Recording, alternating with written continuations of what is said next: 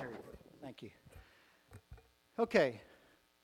Like I said, if anyone would like to know who was here this evening, please just go to the website and you can pull it off of there. Or Mr. Bella, I understand, I'm going to scan it for him before we leave tonight, and I'm going to send it to him personally so he can have hard copy for those of you who don't have computers. First of all, I'd like to welcome everyone and thank you for being here. You know, by being here expresses your interest and intentions of our city. I would like to first thank the audience, our residents, the press. Thank you, Bain, for being here. And the people who emailed and called these past few days who could not make it but will be watching live streaming on Ustream. Pete, I don't know if you can tell how many people are on there, but I think there's a thing in the corner. No viewers yet. Well, that's okay. All right. Of course, the people that are joining us by Ustream can always watch any regular city council meetings or anything we have. Lastly, candidates, thank you for your attendance and most of all your pledge. Just by you being here, you have expressed your willingness to make Castle Hills a better place for all. And I thank each and every one of you. With that said, Mark Olson, our moderator tonight, is the owner of the local community news and founder of Castle Hills Chavano Park Business Alliance.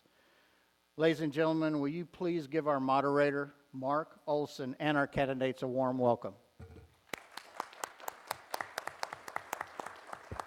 Mark.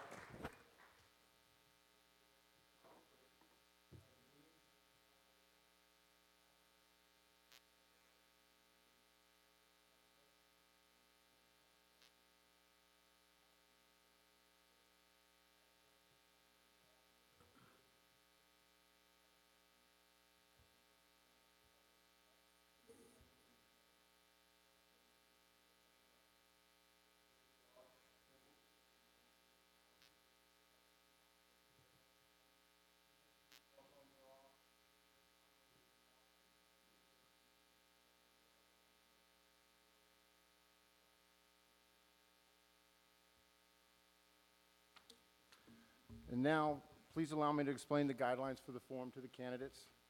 Each candidate will have 1.5 minutes to introduce yourselves, and I'll go one by one. Each candidate will have 2 minutes per question. We will rotate between candidates for the start of each question. Each candidate will have a 30-second rebuttal after each person is answered, and after each candidate has answered the immediate question. And each candidate will have 1.5 minutes for a closing statement. Any questions? And now let's introduce the candidates. First, Councilman Gregory. Yeah, go ahead. Good evening. My name is Douglas Gregory. I was born in San Antonio. I am a graduate of Duke University and have been an investment advisor for over 37 years. I am currently Senior Vice President of a private wealth management firm. I have been a resident of Castle Hills for about 30 years. I have served in several positions. I have been a member of the Zoning Commission.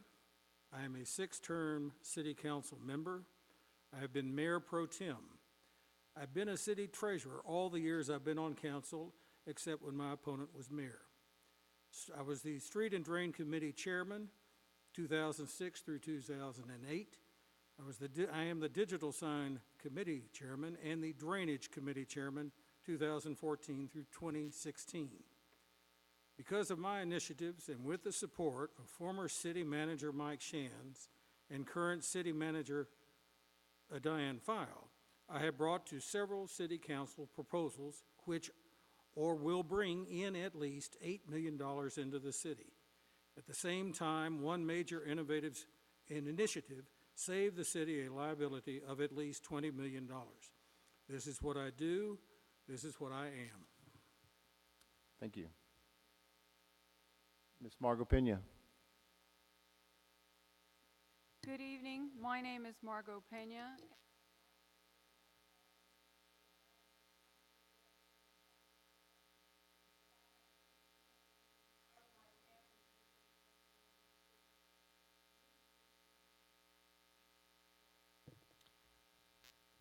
Better? Do I need to start again? You can. Here's what I think I can bring to the table. I owned my own design and construction company for 28 years with 150 employees on my payroll. I attended St. Mary's University and the Amos Tuck School of Business at Dartmouth College, where I studied business development, project management, and critical thinking. For the past month, I've made it a point to walk around Castle Hills, visiting with the residents and asking about their concerns for Castle Hills. While walking, I established that one of their main concerns is preserving the integrity of Castle Hills and keeping it a single-family residential community. If elected, my responsibility to you is to the wants and needs of the residents of Castle Hills. Thank you. Thank you. Councilman Paul. Yeah, good evening. My name is Frank Paul. I've lived in the city for about 38 years, and I got deeply involved with the city starting in about 2005, 2006. I was on the Crime Control Board. I was on the Board of Adjustments. I've been on council for almost 2 years, and I work with Douglas on the Drainage Committee and on the Sign Committee.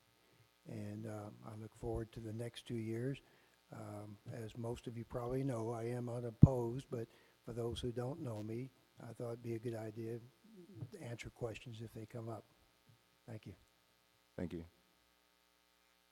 Former Mayor and Alderman Bruce Smiley Califf. Good evening. My name is Bruce Smiley Califf. I have been a 28-year resident of Castle Hills. I'm employed by Califf Insurance since 2001 and was appointed Executive Vice President in 2005 and became the Managing General Agent of National Wholesale Division in 2011. I was formerly the President and Chief Executive Officer of the Bascom Companies, an international hotel development and management corporation. I've been a member of the Board of Directors of the State Bar of Texas, the Santa Rosa Foundation, the Bexar County Development Corporation, the Eastside San Antonio Development Agency, the ThriveWell Cancer Foundation, Jewish Family Services of San Antonio, and I am currently on the Board of Directors of the Texas Association of Fairs and Events, and I serve on various other service boards and philanthropic boards. I was elected as the City of Castle Hills Alderman in 2008 and served in that position until being elected mayor in 2011, serving until 2013. I am currently a cover holder for Lloyd's of London, specializing in entertainment and outdoor amusement risks throughout North America. I earned the designation of Certified Festival and Event Executive after 4 years of intensive education by the International Association of Festivals and Events. And I teach organizations and associations nationally on how to manage risk and limit their exposure to liability. My experience prepares me to assist with the city's long-range strategic planning for our future and help us maintain our enviable position as a safe, well-run, and desirable city in which to live, to work, and to invest. Thank you. Thank you. J.R. Trevino. Mr. Olson, Mr. Bella, thank you for having me here. Thank you for the City of Castle Hills for hosting this event. My name is J.R. Trevino. I am a native of San Antonio, and I live on South Garden View for the past 7 years. I graduated from Antonian High School, going on to Baylor University, where I earned my Bachelor's of Business Administration with a double major in Marketing and Management. I returned home to work with my family-owned construction business, which has provided me great insight on operating a successful multi-million-dollar corporation. I'm running because I care about the City of Castle Hills and its future. I have the unique skill set needed to guide us through the series of critical decisions that we as a community are going to face and that will affect us for the rest of our years. My plan, first and foremost, is to continue investing in infrastructure, such as streets and drainage, which is a major concern of many residents. One of my top priorities is to use strategic economic development to help generate revenues that can be used for infrastructure. My record of involvement in the city is testament to my commitment to our neighborhood. I bring energy, enthusiasm, and a fresh perspective. As your alderman, I value transparency, proactive planning, and a strategic approach. I'm J.R. Trevino, and I'm just right for Castle Hills. Thank you. On to the questions. Mr. Gregory, how would you help foster economic development in Castle Hills? The city must act as if it is a business and have a business frame of reference. For us, that plan would be to revise the city master plan. This would go a long way in defining how we see ourselves. A plan could nail down just exactly what that vision is going forward, and in turn would clarify to developers what is desired and expected. Comprehensive development is by far more economically sound than hit or miss projects. Thank you. Ms. Pena, how would you help foster economic development in Castle Hills? I would begin, as Mr. Douglas stated, adopting a new comprehensive plan. It is my understanding that we have a comprehensive plan in place that was established in 1955, and there has not been one since. I could also begin by identifying commercial properties and properties that were already zoned commercial. If available areas, if there are any available areas, I would see the already zoned commercial and visit with the small business development specialists at the University of Texas of San Antonio to have them suggest to their professional clients the availability of any commercial spots in our centrally located community. Thank you. Frank, same question. How would you help foster economic development in Castle Hills? Well, first of all, our last master plan, comprehensive master plan that was put on paper was 1997. Now, it was never officially approved because it had to wait for a year before it became, I'm going to say law, but to complete the ordinance. But in that plan, it laid out a lot of stuff such as West Avenue should have commercial, different areas for different of the residential areas to keep residential, things of this nature. As a rule, I believe most people have tried to follow that master plan, and they have certainly brought it to the table often, but it's never been actually held as gospel. For example, it says, I'm going to use an example of Foxhall area, which is west of West Avenue. It says that you should not, it recommends, there was nothing definitive, and says we recommend that you don't have anything, lots less than an acre. Well, since 1997, we have West Oak. I think West Oak is a nice project, so I don't have anything against it. We've recently approved some platting of a piece of property in Hibiscus. 3 of those lots are less than an acre. But common sense needs to take over and in trying to analyze what's best for the city. I think that makes a good project over there, so I'm not against it. So I'm just saying, though, you have something on paper, you do what you can, you work with it, and I am all for updating the master plan as soon as we're finished with our zoning review ordinance committee that's about ready to come with a report. Thank you. Thank you, Frank. Bruce, same question. How would you help foster economic development in Castle Hills? I believe that when we look at economic development and understand that in our city, economic development has a minimum of 3 considerations. First, the economy of our residents, our citizens and their homes, and our neighborhoods, and how they attract and generate continuing interest in our city. 2, businesses that require a small footprint and generate services and flow through traffic for other businesses, creating sales tax, which is so vital to our overall economic health.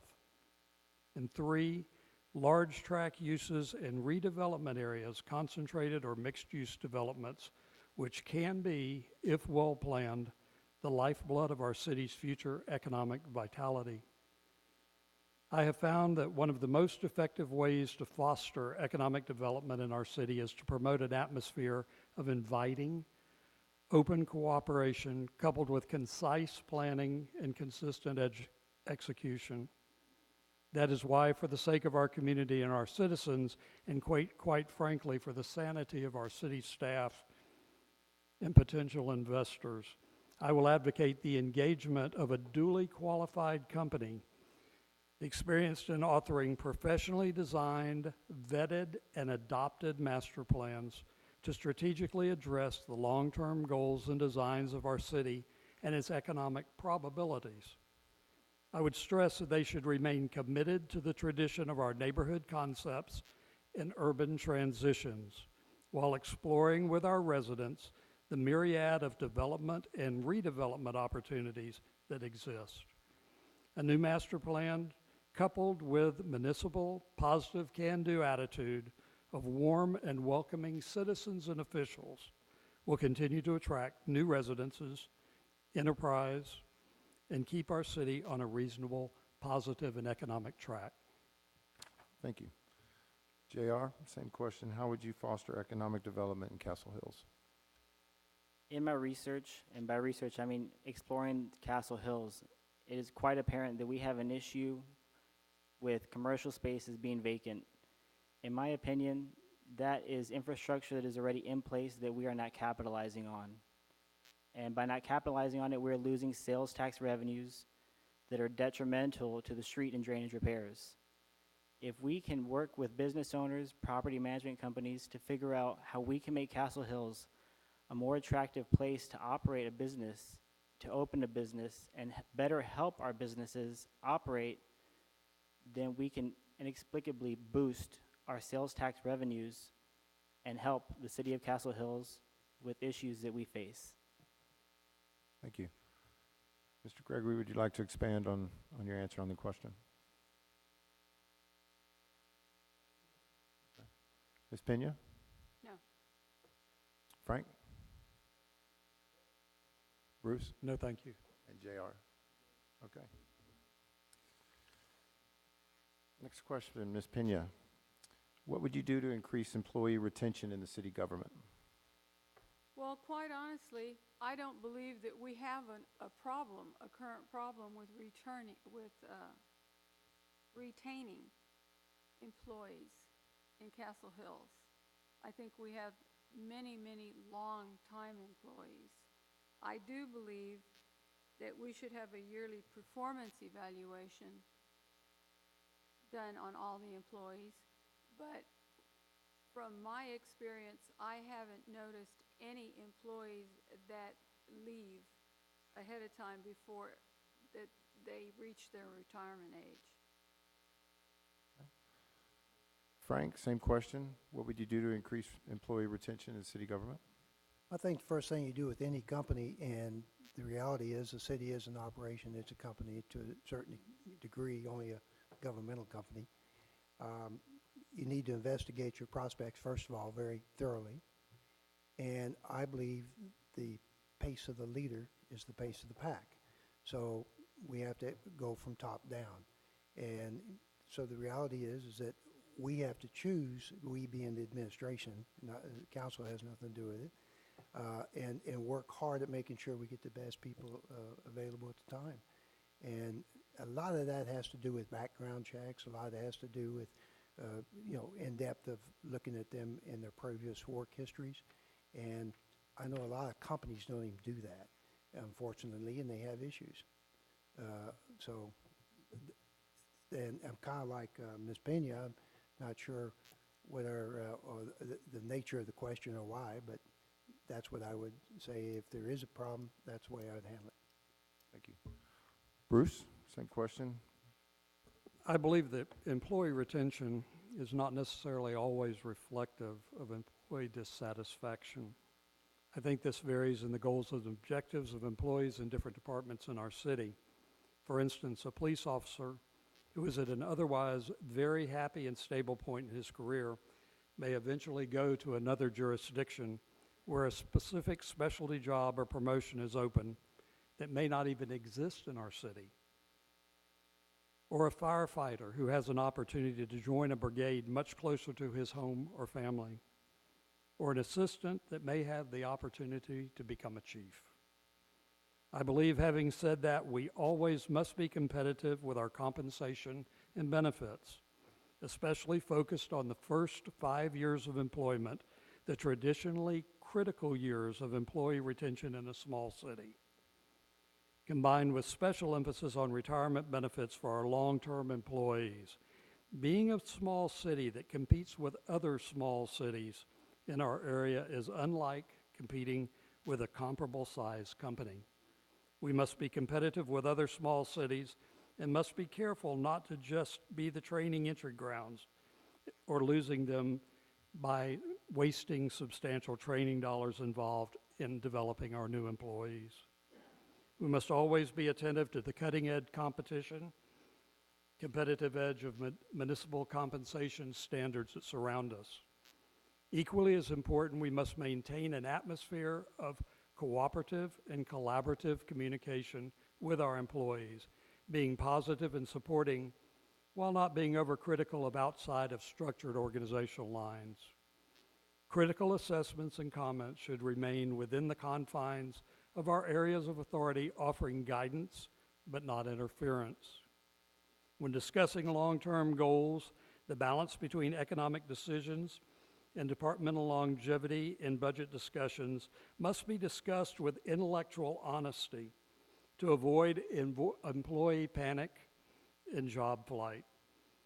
Having noticed a definite trend of improvement in many departments in the last several years, that in fact, if we have a retention problem in certain departments, I feel the best course of action is to do and conduct a root cause analysis to determine the cause and then work to structure a solution. We must always treat all of our employees with respect and fairness, and each of us in city government must lead by strictly adhering to this standard. Thank you. JR, same question. What would you do to increase employee retention in city government? One of the biggest issues that I've seen is with the police department. It appears that we have a severe problem retaining officers. In the last 6 years, I don't believe that we've been up to full amount of officers for a substantial amount of time.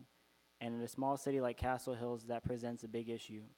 In my research, I've talked to officers to better understand why they left or why they would consider leaving, and it ultimately comes down to money.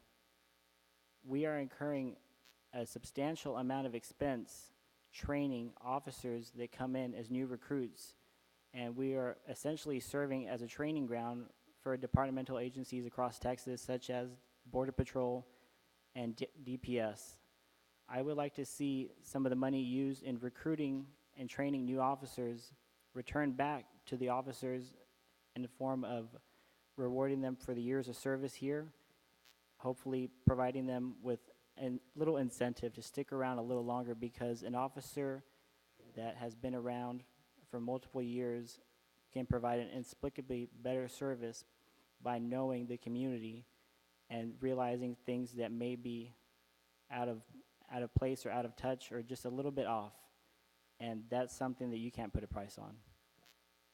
Thank you. Mr. Gregory. Castle Hills is lucky because we have remarkable heads of our various departments right now. And because of that, they've been able to recruit a lot of sound individuals that make the departments, I think, better than they've been for years. The city cannot be expected to compete against San Antonio or wealthier suburban cities by always paying the top dollar to everyone.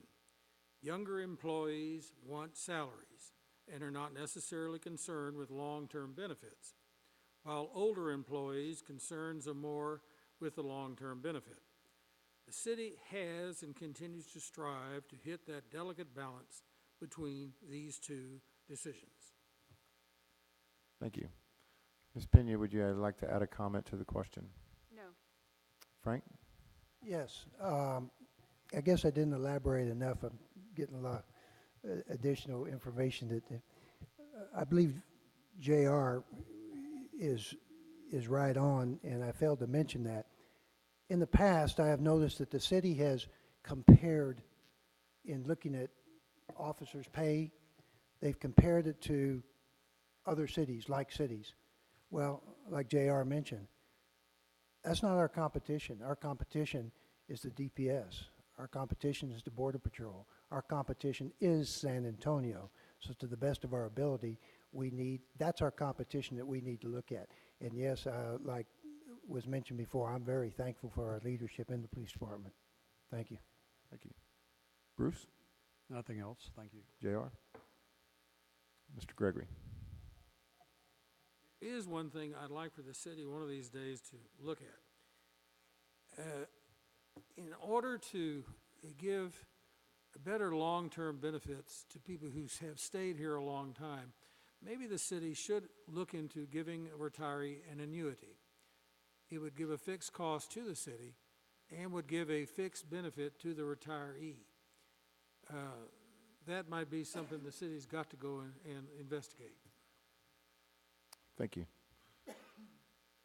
Frank, if VIA remains a part of Castle Hills, do you have a plan to help find or raise any federal, state, or local funds that might be available to help address the city's current infrastructure needs? Went down wrong, sorry. Well, as part of the Drainage Committee program that Douglas and I have worked on, we have an engineering firm that's been doing the first comprehensive drainage surveys, drainage plans ever for the city. We've completed one. They're completing another one now. Then we'll have a better idea of a lot of issues, that where they're coming from, how they generate, and things of this nature. But to answer the question specifically, we have asked them to reach out to find out what grants can be used to help us in this thing, to reach out and find out where Bexar County is on this, to reach out and find out other sources of funds that help us do this. And Douglas, chime in anywhere, because obviously we work together on this. So we've put a lot of emphasis on this particular situation with our engineers already. There has been conversation in the past. We haven't done it yet, but as a city as a whole, I think it would be great for us to, we're not big enough, in my opinion, to have a grant writer on staff, but there are grant writers that you can do as contract basis, and that's something that has been talked about trying to get done. Thank you. Bruce, same question. Will you repeat the question Sir, for me, sorry. please? Thanks. If VIA remains a part of Castle Hills, do you have a plan to help find or raise any federal, state, or local funds that might be available to help address the city's current infrastructure needs? Sure. First and foremost, the idea that if VIA is voted out of Castle Hills, that the sales tax money will be available for general street and maintenance and drainage is absolutely not true. Therefore, under either scenario, additional funding will need to continue to be explored. I think the quest for additional funds from outside sources is a continuing goal of all city, county, and state governments. In surrounding San Antonio and Greater Bexar County, there are multitudes of personnel solely dedicated to that quest. Castle Hills, through the continuing efforts of the present and past mayors, staff, and councils, have and will continue to seek out and capture whatever funds that could be available for various city projects through direct funding and cooperative ventures with other government entities. I have participated in past funding requests with ACOG, TxDOT, Bexar County VIA, federal law enforcement agencies and programs, and will continue to support all of these efforts in the future. I point out that our continuing programs to expand our funding sources from within must be continuously explored, having the experience and understanding that these sources most likely will be new in concept and take time to develop and refine. Our experience has shown that the projects that we start exploring today, sometimes quickly, sometimes slowly, make time and time to study, refine, and develop effectively to make them come to fruition. In addressing funding mechanisms such as bond issues, it has also been demonstrated in our history a number of times that such an effort must be planned, explained, and approached by a united coalition of participants to pass. Thank you. JR, if VIA remains a part of Castle Hills, do you have a plan to help find or raise any federal, state, or local funds that might be available to help address the city's current infrastructure needs? I would like to explore grant options. I don't want to leave that as our only option. I think it's important that we're proactive and that we work as a city to help take care of that problem, because we can't depend on the federal or state level. One of the things that I think is an important issue is that we do not have an EDC, an Economic Development Corporation or committee. We have a substantial amount of influential and successful business owners in this city, and there's no reason that we can't gather all those people to have a meeting of the minds and harness their ability to, with their strategic relationships, and help court businesses to bring to the city. We have a substantial amount of vacant spaces that we are losing revenue, and with a well thought out plan, we can help fully capitalize on that. Thank you. Mr. Gregory? In the last 2 years that I've been on the council, I have not been waiting around for federal, state, or local grant money, which is as scarce as hen's teeth to find. We were chairman of the Digital Sign Committee with Mr. Paul, and after languishing before I got there, we finally nailed down a contract with Clear Channel Communications, which is going to bring in now, already has started, over $200,000 a year, every year for the next 25 years. So far as I know in our city, only the police and fire chief have been successful in finding grant money and bringing it to the city. The city has had a history of having a grant writer several decades ago, if I remember. Obviously, it didn't work out because it wasn't continued. But perhaps we ought to look at it again if we have a grant writer on a commission basis only. I'm not sure how effective it is, but it might be something new to look at for 2016. Thank you. Ms. Pena? I do not believe that we qualify, that the city of Castle Hills qualifies for any federal and state funding.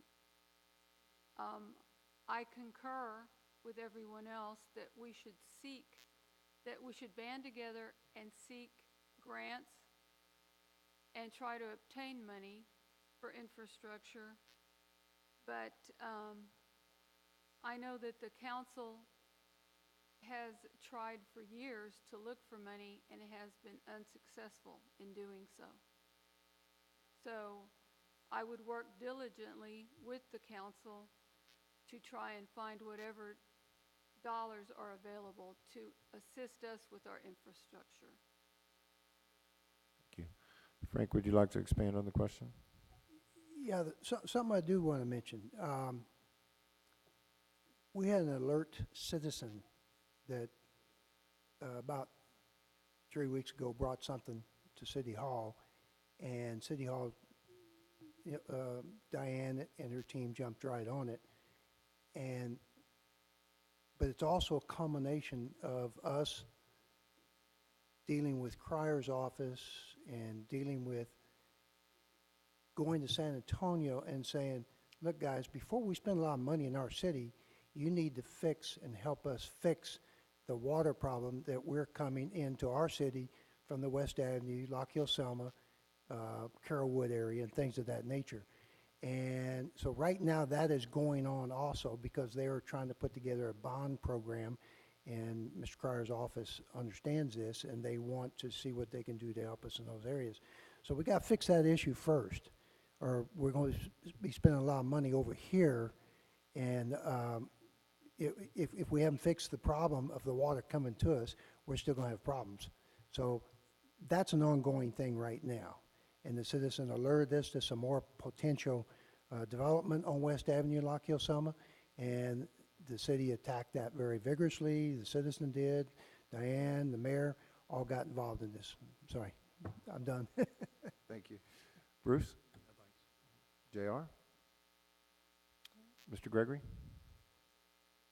No. Margot? No. Bruce, what would you do to maintain or increase current city tax revenue while at the same time maintaining the city's unique character and charm? Okay, there were some, there are three areas I looked at when I looked at this area. One was taxation, one was our crime control in the city, and the other one was the perceived dissatisfaction within City Hall amongst each other. I don't truly see a reasonable expectations of the reduction of taxes at this time, nor do I see a drastic increase either. We have a very stable city operation managed effectively with little or actually no waste, which is quite admirable for any city, any government. We've identified, developed, and refined additional revenue streams to address a well-coordinated streets and drainage maintenance and improvement schedule. Now, as far as crime, we have a very unique crime and traffic challenge in our city. Even though we're a city of less than 5,000 residents, we have one of the heaviest traveled through corridors, Loop 410 and Northwest Military Highway, going through our city, combined bringing hundreds of thousands of additional people across our city borders daily. Our police department, which is supported by our own dispatch system, maintains the enviable level of response time, usually less than 2 minutes, as well as an exemplary patrols for our neighborhood safety. Do we have daily challenges? Yes, we do. However, combined continued commitment to the goal of public safety and funding for those efforts will singly differentiate Castle Hills as a desirable city in which to live and do business. I addressed the last issue of political divisiveness at City Hall with sadness. It's not necessary and it's not productive. Everything that we do need not be politicized. Getting elected is one exercise and governing is another. We must not base our dialogue and votes on this dais regarding only the result of the ballot box, but the overall welfare of our city.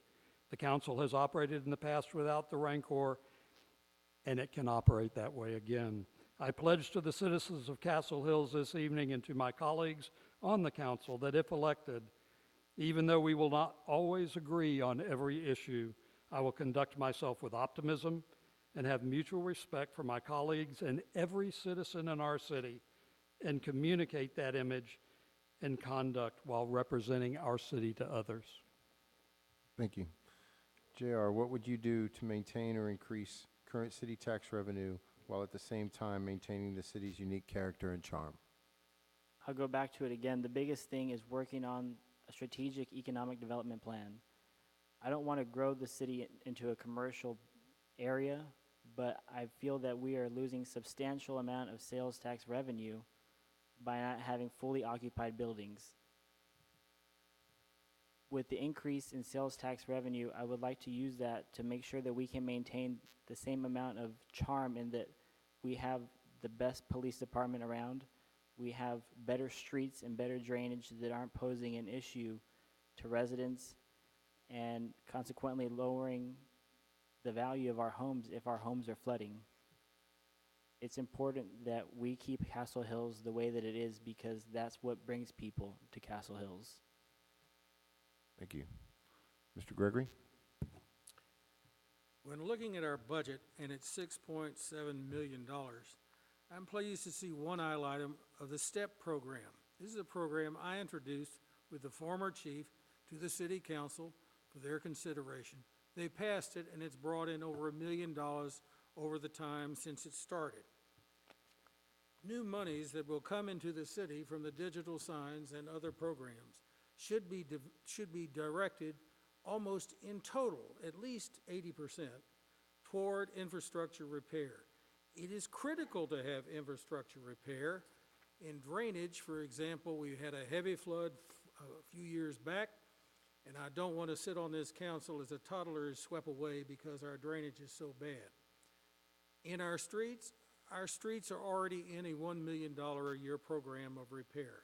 That will continue as far as the eye can see.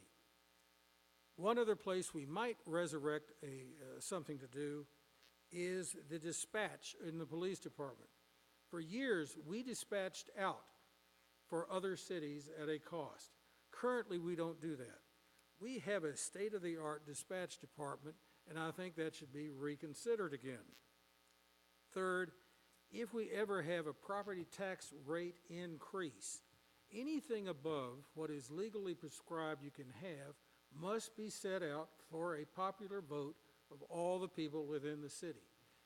If that increase above and beyond the norm fails, you roll back not only that property tax rate increase, but the normal rate of increase for that year.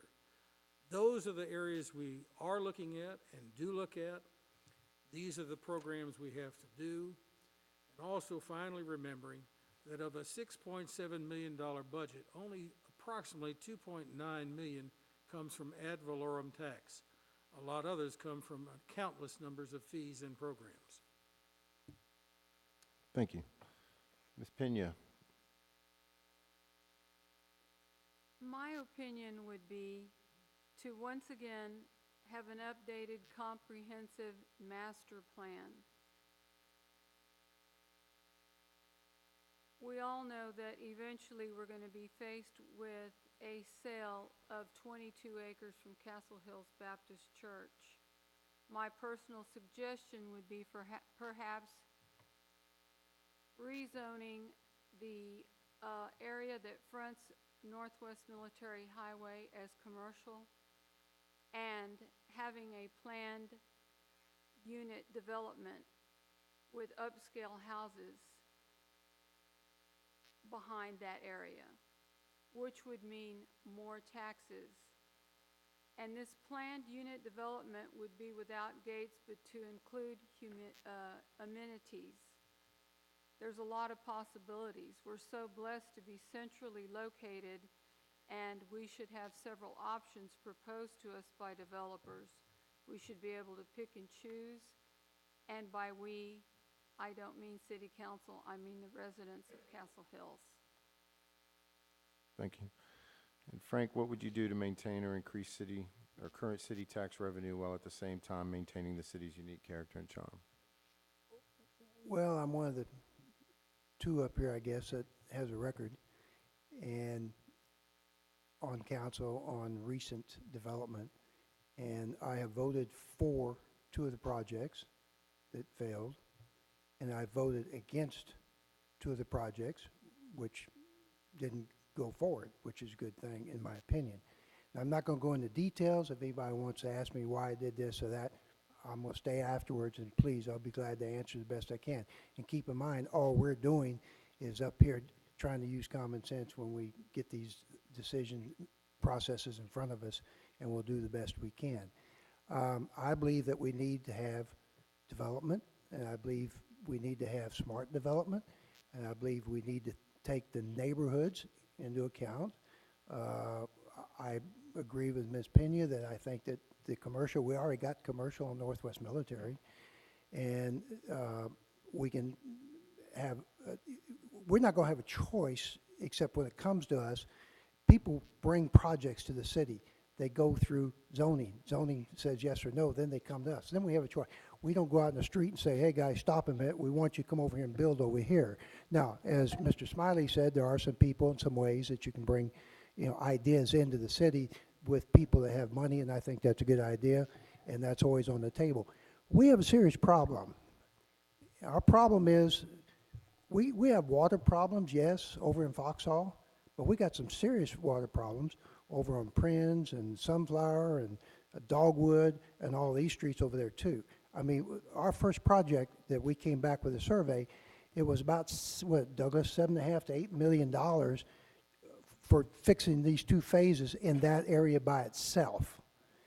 So we have a serious project the problem that we have to fix these things. And the biggest thing is that they've been neglected for 60 years. And so we need to bring money in. That way, we need to look at what kind of a smart, some type of a revenue bond or some type of bond. And then we need to let the people decide, but we need to show and tell. But we need to fix our infrastructure. There's no question about it. And it has been neglected, and I think if it's done right, and if everybody understand what has to be done, everybody will get on board. I look at Broadway. Broadway has commercial up and down. There's buffers behind it, and they have great houses on the other side of the buffers. And if I remember right, they're $250 a square foot, where we're $125 a square foot. It hadn't hurt them. Thank you. Thank you. Bruce, would you like to expand on the question? JR? Mr. Gregory?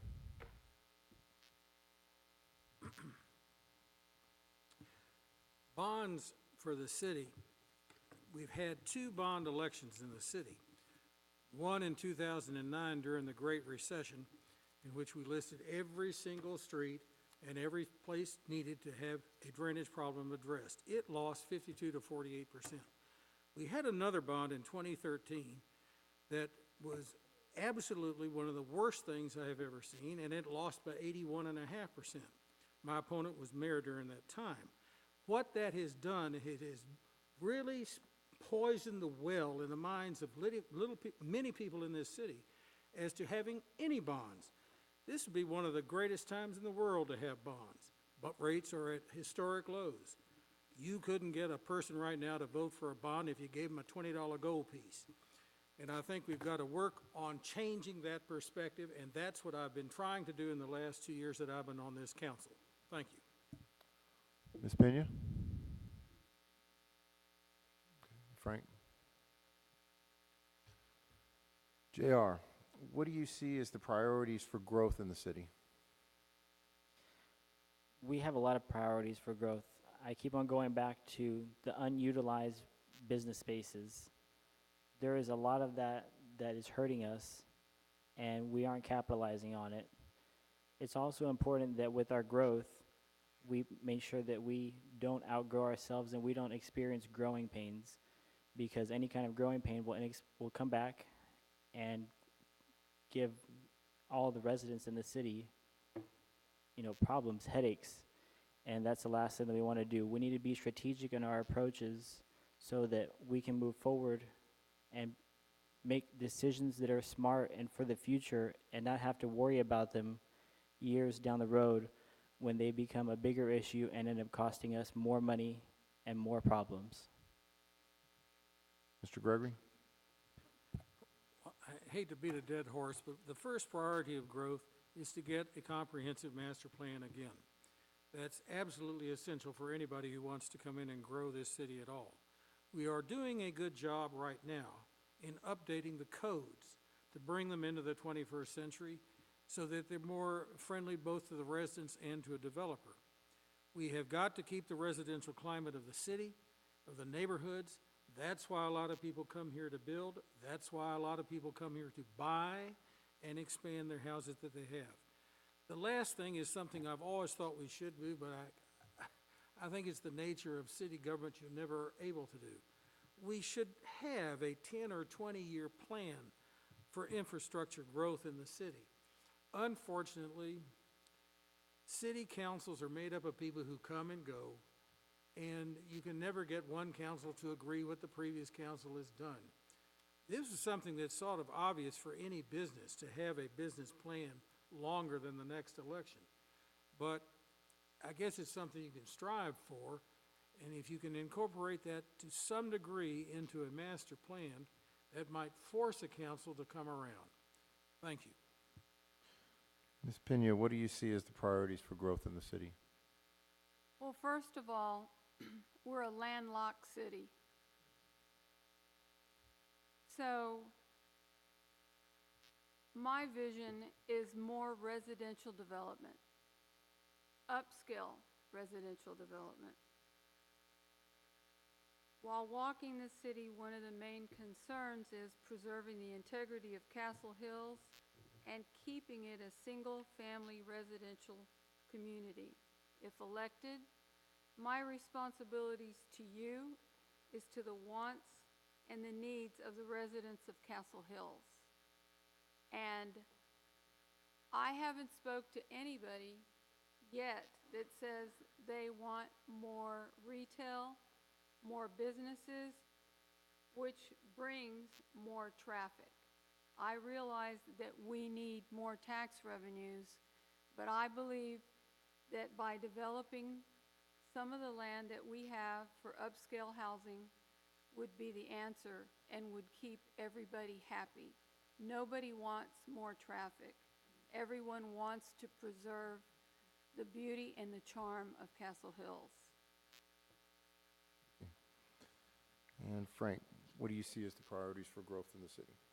Well, like Douglas said, we all concur that we need an updated master plan and try to work with that within the limits of what we have.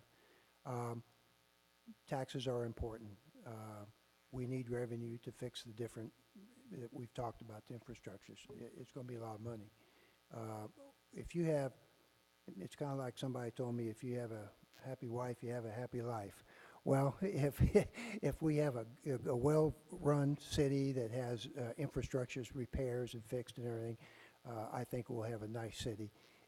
We have a nice city, but I'm talking about the roads, and we'll raise property values. So it's our job to try to bring as many options and look at as many options as we can and present them. Bruce talked about VIA a while ago. One of the reasons I know we're kind of sitting on our hands is to see what the citizens decide on VIA. Well, that's a plus or minus figure based on what they do. And then you can factor a lot of these things. So we have pieces to the puzzle. There's just a couple we need to wait before we finish the puzzle. Thank you. Bruce? I see a different priority in our growth, or have a different emphasis on it. I see that the greatest growth potential we have in our city is our explosion of young families, their influence and their requirements. We realize just through our city's activities alone that the emphasis on the new family is paramount to our growth and economic survival. The breath of fresh air that's being breathed into our city's culture is astonishing. This is driving our new home sales, many of our businesses, old and new, affecting our schools and our churches, and are revitalizing our neighborhoods with energy that most of these neighborhoods were built on many years ago. 8 years ago, I entered public service in Castle Hills on the slogan, "Respect for the past and optimism for the future." I believe this even is more important even today than it was then. We must have respect for and honor our residents who have worked so hard to make our community what it is today by safeguarding our neighborhood cultures and providing the finest city services to which they have paid for and have become accustomed. We must keep them safe and promote the well-being of their lifestyles and continue to act with compassion, ensuring our community continues to strive to meet all of our citizens' needs. We must continue to look forward with optimism, understanding that our city is neither broke or broken. We must continue to offer our citizens a well-run, safe city with vital energy, committed always to face our challenges with respect, with dignity, and a well-balanced focus on progress. Thank you. JR, would you like to expand? Please. I just wanted to point out that unless we leave buildings unoccupied and lots vacant, we are going to incur some sort of traffic in the city. It's going to happen. People are going to come in to live here, or people are going to come in to shop here. And as it stands right now, it doesn't look good to have buildings that aren't fully occupied. And we're not doing our partners, people that own buildings in the city, any favors by not helping them maximize on their business. Thank you. Mr. Gregory? Ms. Pena? Once again, addressing JR's concerns about the vacancies in our commercial properties, I plan to visit with the Small Business Administration, their business opportunity specialists, and with the small business specialist at the University of Texas at San Antonio. They have a small business development office, and make them aware of the spots, the commercial spots that are available, so that they can suggest to their professional clients that we're centrally located and that we have space available for them.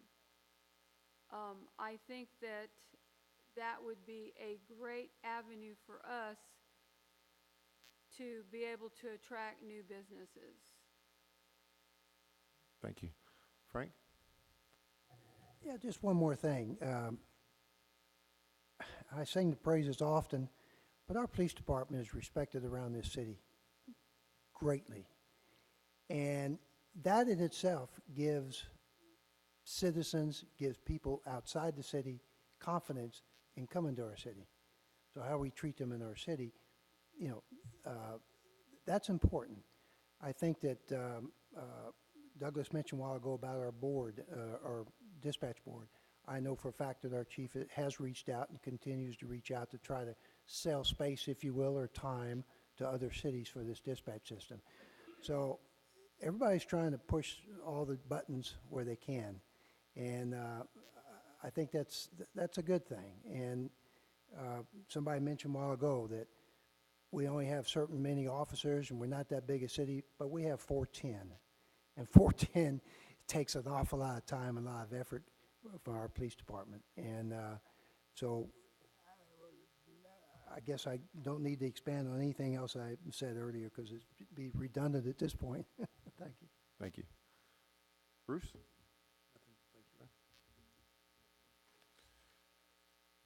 Mr. Gregory?